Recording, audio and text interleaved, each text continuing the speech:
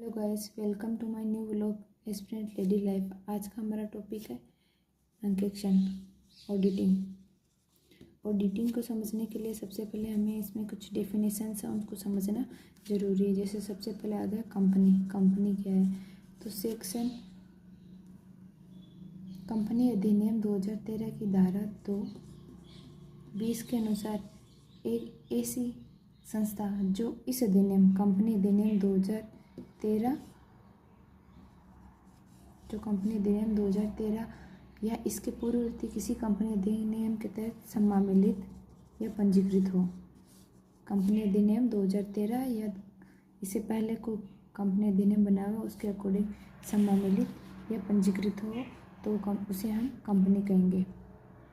Company कई type के होते हैं: सरकारी कंपनी, विदेशी कंपनी, सूत्रधारी कंपनी, नियंत्रण कंपनी। तो सबसे पहले हम पढ़ेंगे सरकारी कंपनी। सरकारी कंपनी क्या है? कंपनी अधिनियम 2013 के अनुसार धारा 2(45) के अनुसार एक ऐसी संस्था, एक ऐसी कंपनी जिसकी प्रदत्त अंश पूंजी का कम से कम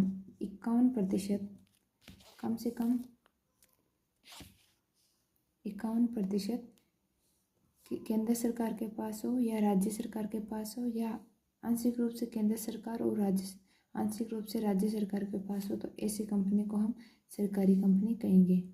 सरकारी कंपनी धारा 2(45) के अनुसार एक ऐसी कंपनी जिसकी प्रदत्त अंश पूंजी का कम से कम 51% केंद्र सरकार के पास या राज्य सरकार के पास या आंशिक रूप से केंद्र सरकार के पास और आंशिक रूप से राज्य सरकार के पास हो, तो उस कंपनी को हम सरकारी कंपनी कहेंगे। ये तीनों कंडीशंस लागू होना जरूरी है। इन तीनों में से कोई भी एक कंडीशन अगर लागू हो रही है तो वो सरकारी कंपनी होगी।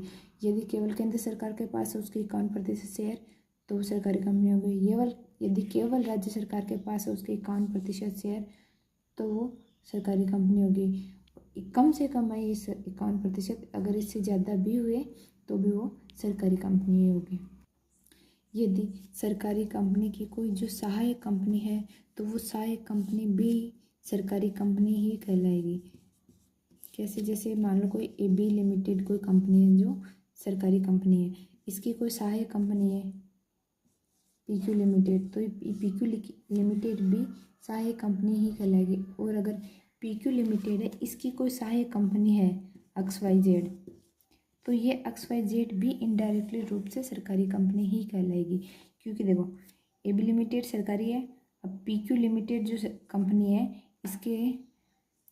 इसके ऊपर किसका कंट्रोल है? डायरेक्ट रूप से सरकार का। जो XY कंपनी इस पर PQ कंपनी का कंट्रोल है, लेकिन इनडायरेक्ट इसके ऊपर तो खुद के ऊपर सरकारी कंपनी का, तो इनडायरेक्ट रूप से XY पर भी सरकारी कंपनी का ही कंट्रोल है। तो ये प्रत्यक्ष और ये अप्रत्यक्ष रूप से जो सहायक कंपनी है सरकारी कंपनी की वो भी सरकारी कंपनी ही कहलाएगी। नेक्स्ट है हम सहायक कंपनी किसे कहेंगे? सहायक कंपनी के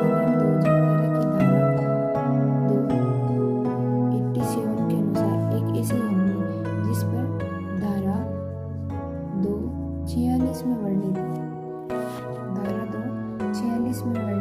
किसी ऐसी कंपनी का जो धारा 2(46) है उसमें वर्णित किसी कंपनी का अगर कंट्रोल है किसी कंपनी के ऊपर तो वो कंपनी हो जाएगी सहायक कंपनी।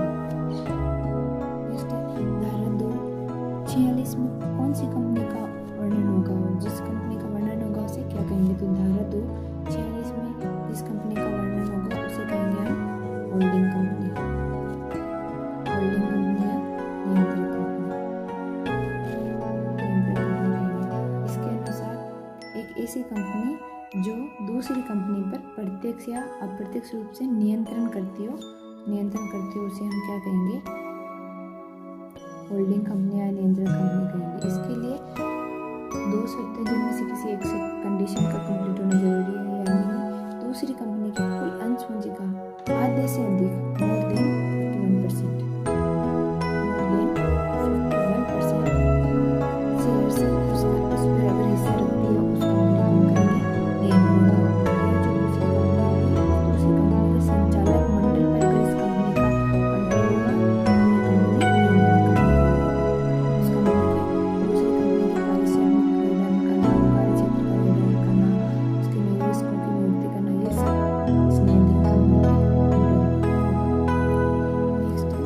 विदेशी कंपनी। विदेशी कंपनी किसे कहेंगे?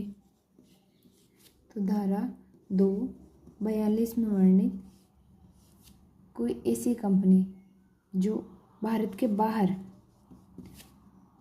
पंजीकृत और निर्मित हो, जो कोई ऐसी कंपनी जो भारत के बाहर पंजीकृत भी भारत के बाहर हो और निर्मित भी भारत के बाहर हो, लेकिन जो उसका जो व्यवसाय है, व्यवसाय भारत के अंदर हो, वो व्यवसाय प्रत्यक्ष यानी या अप्रत्यक्ष रूप से हो सकता है, यानी वो भौतिक रूप से कंपनी का कोई एक ब्रांच भारत में हो सकती है, या ऑनलाइन सिस्टम से भी, जो कि कोई भी ब्रांच भारत में ना हो और ऑनलाइन सिस्टम से वो व्यापार भारत में कर रहे हो, तो ऐसी कंपनी को हम विदेशी कंपनी कहेंगे। आज के लिए इतना ही। वीडियो पसंद आया तो लाइक, शेयर एंड सब्सक्राइब करें। Thank you.